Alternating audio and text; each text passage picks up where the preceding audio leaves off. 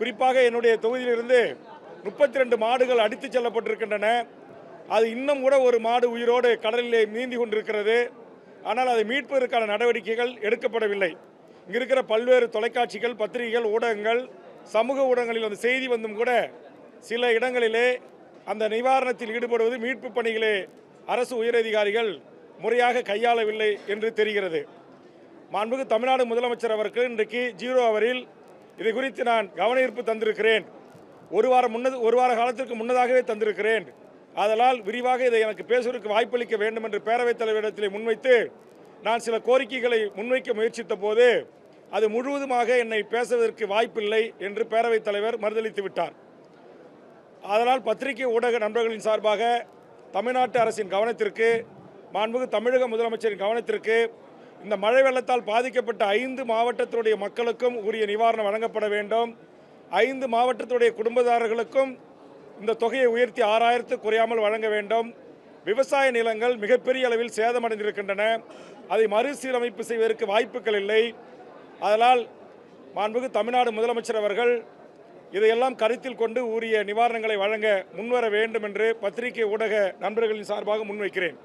குறிப்பாக என் தொகுதியில் கீழருங்குணம், நத்தம், சுந்தரவாண்டி, எய்தனூர், பல்லவர் நத்தம், அகரம், பாலூர், சித்தரசூர், சன்னியாசிப்பேட்டை, எழுமேடு, சின்னப்பேட்டை, ஆண்டிப்பாளையம், கட்டியாம்பாளையம், விஸ்வநாதபுரம், இந்த ஊரை சார்ந்த இந்த ஊர்களில் வாழ்கின்ற அத்தனை கிராமத்தினுடைய ஆதி தமிழர்களுடைய வீடுகளும் பாதிப்படைந்திருக்கிறது.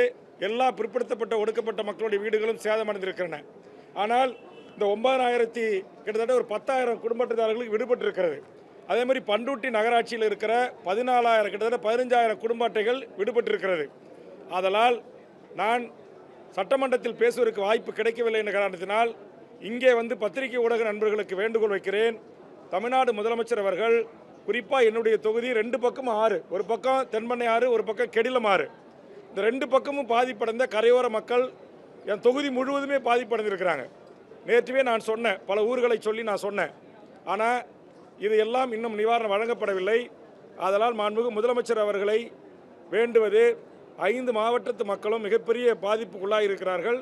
ஆனால் 5 மாவட்டத்தினுடைய அனைத்து குடும்ப அட்டைதாரர்களுக்கும் ரூபாய் 6000 குறையாமல் நிவாரணம் வழங்க வேண்டும். விவசாய நிலங்களுக்கு ஒரு இழப்பீடு வேண்டும். கால்நடைகளுக்கு ஒரு இழப்பீடு வேண்டும். ஒவ்வொரு விவசாய குடியும் 1 லட்சம் ரூபாயிலிருந்து 10 லட்சம் 20 லட்சம் வரைக்கும் பாதிப்படைந்திருக்கிறாங்க. வீடுகளில் இருந்த fridge, TV, washing machine, sofa, பாய், தலகாணி எல்லாம் கேஸ் சிலிண்டர் முதற்கொண்டு வெள்ளத்தில் அடித்து செல்லப்பட்டிருக்கு.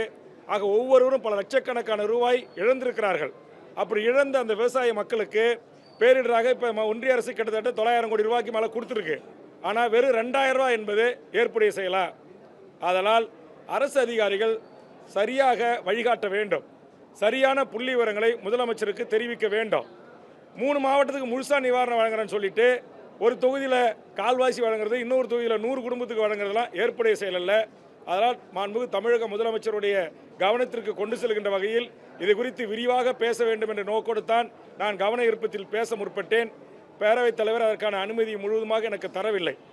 அதுபோன்று இந்த கூட்டத்தொடரில் தமிழ்நாட்டுடைய மிக முக்கியமான பிரச்சனைகளை குறித்து கவன ஈர்ப்புகள், பல கவன ஈர்ப்புகள் கொடுத்துருக்கிறேன். கிட்டத்தட்ட 25க்கு மேற்பட்ட கவன ஈர்ப்பு கொடுத்துருக்கிறேன். அந்த கவன ஈர்ப்பு எதுவும் எடுத்துக்கொள்ளப்படலை. மழைக்கால கூட்டத்தொடர் என்பது ஒரு வாரம் நடந்தால் தான் ஒவ்வொரு நாளும் ஒரு 4 கவன ஈர்ப்பு 3 கவன ஈர்ப்பு எடுக்கலாம், 0 ஹவர்ஸில் பேசலாம். அதனால் அதுக்கான வாய்ப்புகளை எதிர்வரும் காலத்தில் உருவாக்கி தர வேண்டும். அதனால் இந்த நேரத்தில் தமிழக முதலமைச்சர்கிட்ட இந்த மக்களுடைய நியாயமான அந்த கோரிக்கைகளை, விவசாயிகளுடைய கோரிக்கைகளை, பொதுமக்களின் கோரிக்கைகளை கண்டிப்பாக முதலமைச்சர் நிறைவேற்றி தர வேண்டும். இன்றைக்கி கூட கடலூர் மாவட்டத்தில் சாலை மறியல் நடக்குது. நேற்றுக்கு விழுப்புரம் மாவட்டத்தில் 7 இடங்களில் சாலை மறியல் நடக்குது. மக்களால் தேர்ந்தெடுக்கப்பட்ட சட்டமன்ற உறுப்பினர்கள், அமைச்சர் பெருமக்கள் பொதுமக்களை சென்று சந்திக்க முடியல. வரீங்க, சும்மா பார்த்துட்டு போகிறீங்க, என்ன எங்களுக்கு நிவாரணம் கொடுத்தீங்க? உளுந்து போச்சு, பயிர் வகைகள் போச்சு, நெல் போச்சு, மணிலா போச்சு, வாழை.